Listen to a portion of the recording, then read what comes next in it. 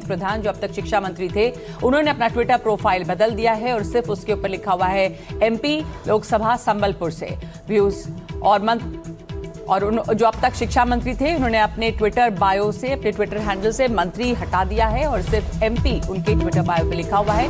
इस्तीफा भेजने के बाद ये डेवलपमेंट इस समय सामने आया है। और आपको ये भी बता दें कि गृह मंत्री से मिलने के बाद जेपी नड्डा और जितेंद्र सिंह यहां पर पहुंचे हैं और अब सीजेपी की डेलीगेशन से उनकी बातचीत शुरू हो रही है।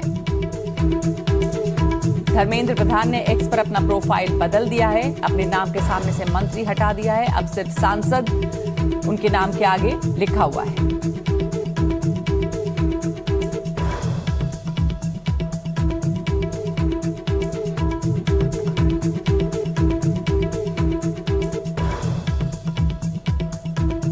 हमारे सहयोगी रवीश जो हैं वो इस वक्त हमारे साथ बने हुए हैं। रवीश, प्रोफाइल पद से अपना मंत्री पद हटा दिया है, इस वक्त खबर आ रही है धर्मेंद्र प्रधान ने एक्स पर अपना प्रोफाइल भी बदल दिया है। इधर बातचीत जो है वो शुरू हो गई है शायद सीजेपी के डेलीगेशन के साथ। वहां पर सुरक्षा व्यवस्था भी काफी नजर आ रही है और सीजेपी का डेलीगेशन और साथ ही जेपी नड्डा और जितेंद्र सिंह, इनकी बातचीत इस वक्त शुरू हुई है। हम ये तस्वीरें भी देख रहे हैं, लाइव तस्वीरें, सीधी तस्वीरें हम आपको दिखा रहे हैं। ये कॉन्स्टिट्यूशन क्लब में वो जगह है जहां पर ये दोनों लोग, जेपी नड्डा को आप देख सकते हैं वीडियो में और साथ ही जितेंद्र सिंह, ये लोग वहां पर जा रहे हैं इस कमरे में जहां पे बातचीत होनी है। पहले भी 2 राउंड की बातचीत हुई है, आज तीसरे दौर की बातचीत होगी और इस बातचीत के बाद सामने आएगा कि क्या बातें हुई, क्या माना गया है, क्या क्या डिमांड और है और इस आंदोलन का अब आगे का क्या प्रारूप रहेगा। रवीश हमारे साथ जुड़े हुए हैं। रवीश, वहां पर इस वक्त जो घटनाक्रम चल रहा है, दोनों सरकार के प्रतिनिधि अंदर चले गए हैं, सीजेपी का डेलीगेशन भी है, बातचीत शुरू होने वाली है। इस बीच काफी भीड़ वहां पर है, सुरक्षा व्यवस्था भी आप दिखा रहे थे वहां की। बिल्कुल नगमा, ताजा खबर यही है कि जो मीटिंग है वो शुरू हो चुकी है और आप देखिए कि बैठक जो है वो इसी कॉन्स्टिट्यूशन क्लब में शुरू हो चुकी है। कल जो बैठक है वो विट्ठल भाई पटेल के 405 नंबर कमरा नंबर में हुई थी और अभी भी वहीं पर ये जो बैठक है वो शुरू हो चुकी है। और बैठक से ठीक पहले अमित शाह की भी जेपी नड्डा और जितेंद्र सिंह से बातचीत हुई है और उसके बाद में सबसे पहले आज अगर सुबह की हम बात बताएं तो सबसे पहले राहुल गांधी ने एक प्रेस कॉन्फ्रेंस की तकरीबन 11:30 बजे और उन्होंने कहा कि शिक्षा मंत्री का इस्तीफा होना ही चाहिए। उसके बाद में खबर आई 2:30 बजे के करीब में कि जो है वो 2:30 से 3 बजे के बीच में कांग्रेस जनता पार्टी और सरकार के बीच बातचीत हो सकती है।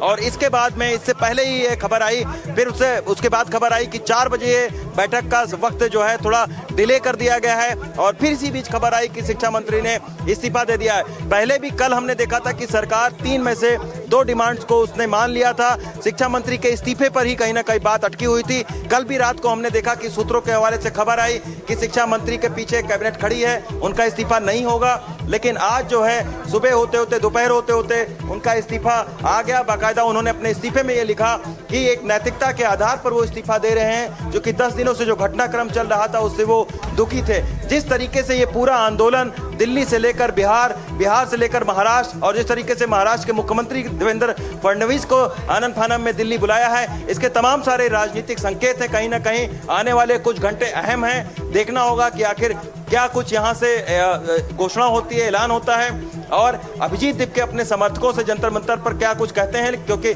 जंतर मंतर पर भी हजारों की जो तादाद है, वहाँ पर भी जो छात्र हैं, युवा हैं, वो सारे लोग वहाँ पर इकट्ठा हैं। तो निश्चित तौर पर अभी जब मीटिंग यहाँ से खत्म होगी तो एक यहाँ पर जो है कॉन्स्टिट्यूशन क्लब में हो सकता है कि मंत्रियों की यहाँ पर प्रेस को वो संबोधित करें और उसके बाद में यहाँ से जब आशुतोष रंका और सौरभ दास जंतर मंतर जाएंगे तो वहाँ पर अभिजीत दीपके भी अपने लोगों से, जो युवा छात्र वहाँ धरने पर बैठे हुए हैं, उनसे वो बातचीत करेंगे। अभिजीत दीपके की तबीयत भी, उनको टाइफाइड जो है वो हुआ है, कल से उनकी तबीयत भी खराब है। तो बहुत तेजी के साथ में ये घटनाक्रम बदले हैं। अब आखिर जो देवेंद्र फडणवीस को जैसा बताया जा रहा है कि उनको बुलाया गया है, वो किस लिए बुलाया गया है, ये भी एक इसका बड़ा एक राजनीतिक मायने कहीं ना कहीं होगा। तो ये अब जो है वो काफी 10 दिनों से ये लगातार जो धरने प्रदर्शन चल रहे थे और इस पर जो विपक्ष के लोगों ने भी संसद से लेकर सड़क तक पे प्रदर्शन किया था, उसके बाद से एक दबाव, सियासी दबाव कहीं ना कहीं पड़ा है और उसी दबाव का नतीजा ये रहा है कि धर्मेंद्र प्रधान को इस्तीफा देना पड़ा है और बाकायदा एक पत्र उन्होंने लिखा है। उन्होंने छात्रों से अपील की है कि वो अपना पढ़ाई लिखाई करें और इन सारे घटनाक्रम से कहीं ना कहीं वो बहुत ज़्यादा दुखी हैं और उन्होंने एनटीए समेत जितनी भी परीक्षा प्रणाली है, शिक्षा प्रणाली है, उसमें सुधार करने की कोशिश की। लेकिन जो 10 दिन से घटनाक्रम बन रहा था, विपक्षी पार्टी लगातार संसद के अंदर और संसद के बाहर प्रदर्शन कर रही थी, संसद का सत्र नहीं चल रहा था और साफ तौर पर राहुल गांधी ने बोल दिया था कि जब तक संसद का सत्र नहीं चलेगा, जब तक शिक्षा मंत्री का इस्तीफा नहीं हो जाएगा, तो उसी के बाद में शिक्षा मंत्री पर ये कहीं ना कहीं दबाव पड़ा है। गहमा गहमी का माहौल, एक बार मैं मोहम्मद मुरसलिन से बोलूंगा कि एक बार दिखाएं कि किस तरीके से कॉन्स्टिट्यूशन क्लब में गहमा गहमी भरा माहौल है। सुरक्षा के तगड़े बंदोबस्त किए गए हैं, तमाम सारे जो मीडिया के लोग हैं वो यहाँ पर मौजूद हैं और इस कड़े सुरक्षा व्यवस्था में आप देखिए कि जो बातचीत है वो आशुतोष और जो सौरभ दास है उसके बीच में मीटिंग शुरू हो चुकी है। तो ये कॉन्स्टिट्यूशन क्लब का एक आप देखिए कि अंदर भी बहुत सारे जो मीडिया के लोग हैं वो अंदर भी यहाँ पर मौजूद हैं, लेकिन जो मीटिंग है वो विट्ठल भवन में कमरा नंबर 405 में चल रही है। अब कुछ देर के बाद में, क्योंकि कल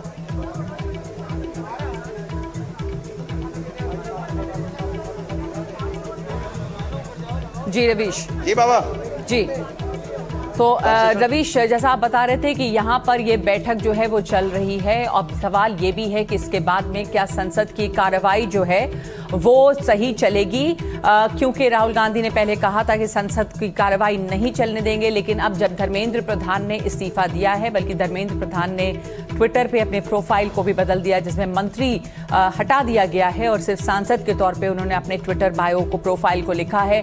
अब जब उनका इस्तीफा हुआ है, लेकिन कई मांगे और भी हैं छात्रों की, जिसको लेकर इस वक्त एक मीटिंग चल रही है। संसद अब आगे, संसद की कार्रवाई चल पाएगी क्या? जंतर मंतर पर प्रदर्शन कर रहे छात्र अब अपने अपने घरों को लौटेंगे। कई मांगे, जिसमें इंपॉर्टेंट, बहुत महत्वपूर्ण मांगे ये हैं कि जो छात्र वहां पर थे, जो आंदोलनकारी थे, क्या अब उन पर कोई भी तरह की कार्रवाई नहीं की जाएगी? क्या उनके ऊपर किसी भी तरह के जो आरोप लगे हैं उसे हटाया जाएगा?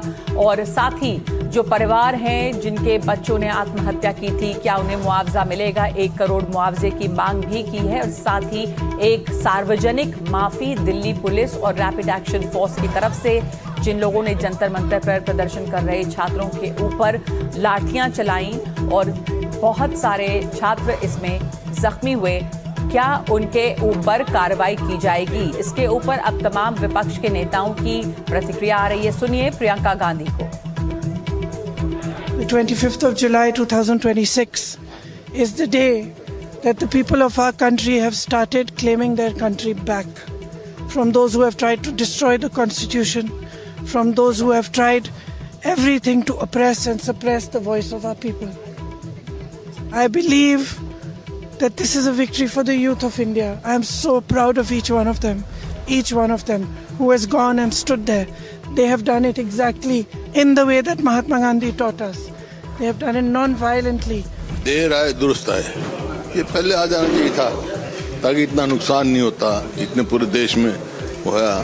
लोगों, जो युवा पीढ़ी है उसका विश्वास उठ चुका है एग्जाम से, तो पूरा सिस्टम बदलना चाहिए, नया सिस्टम आना चाहिए, ट्रांसपेरेंट होना चाहिए और ऐसा होना चाहिए। मान लो एक एग्जामिनेशन सेंटर है, 4-4, 5-5 क्वेश्चन पेपर हो और 100 तरीके हो सकते हैं जो ट्रांसपेरेंट बना सके, ताकि उनमें विश्वास पैदा हो कि जो जितना काबिल होगा उसको उतने नंबर मिलेंगे। आप सबको बहुत बहुत बहुत बधाई। हमारे देश के युवाओं को, जेनजी को बहुत बधाई। बहुत खुशी की बात है, आप लोगों का संघर्ष रंग लाया। धर्मेंद्र प्रधान को अल्टीमेटली इस्तीफा देना पड़ा। ये पूरी डेमोक्रेसी की बहुत बड़ी जीत है। हमारे देश में लोगों का जनतंत्र से भरोसा ही उठ गया था। लोगों को लगने लगा था कि सरकारें सुनती नहीं है।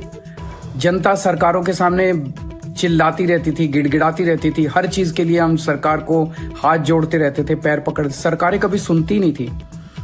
इतना बड़ा संघर्ष हुआ और अल्टीमेटली सरकार के अहंकार को झुकना पड़ा, जनता के सामने झुकना पड़ा। ये बहुत बड़ी जीत है, पूरे जनतंत्र की जीत है, डेमोक्रेसी की जीत है। और सरकार को भी अब समझ लेना चाहिए कि आपको जनता की सुननी पड़ेगी। ये डेमोक्रेसी है, democracy is by the people, of the people, for the people. मैं उम्मीद करता हूं कि सरकार नीट के सिस्टम को ठीक करेगी ताकि अगली साल अब से पेपर लीक होना बंद हो जाए इस देश के अंदर। अब हमारे बच्चों को आत्महत्या ना करनी पड़े। मोदी जी का मंत्रिमंडल चल रहा था, आज उसको पहली शिकस्त मिली है। शिकस्त युवाओं के जोश की वजह से, उनके सवालों की वजह से, और एक जो प्रतिमान है, जो एक लोकतंत्र में उत्तरदायित्व का, अकाउंटेबिलिटी का प्रतिमान था, जिसको ये लोग डेसिमेट कर रहे थे, खत्म कर रहे थे। मैं समझता हूँ छात्र युवाओं ने ये हासिल किया और कहानी या पूरा की पूरी प्रक्रिया यहाँ खत्म नहीं होगी। एक बेहतर व्यवस्था, एक बेहतर प्रणाली, उत्तरदायित्व से भरी प्रणाली का निर्माण हो और इस तरह के तमाम जो सवाल पूछे जाए उन्हें एंटी नेशनल ना कहें।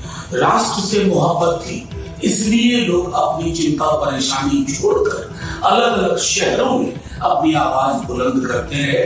ये निश्चित तौर से हमारे नेता आदरणीय राहुल गांधी जी की जीत है, हमारे नौजवान साथियों की जीत है जो लगातार बात को उठा रहे हैं और उनको पूरी ताकत दिया हमारे नेता राहुल जी ने, कांग्रेस पार्टी ने, और सभी हमारे साथी जितने कांग्रेस के एक कार्यकर्ता जिन्होंने मजबूती के साथ ये बात उठाई कि धर्मेंद्र प्रधान का इस्तीफा होना चाहिए, बर्खास्त करिए। और आम जनमानस, आम देशवासी आज निश्चित तौर से इस बात को उठा रहा था और आज ये जीत आम देशवासियों की हुई है, नौजवानों की हुई है। और हमारे नेता राहुल गांधी जो लगातार जो पेलेट गन लगा बच्चे को, आज जो बच्चियों के साथ उन्होंने बकायदे आज प्रेस के सामने सारी बातें कही, हम सब लोगों की जीत है।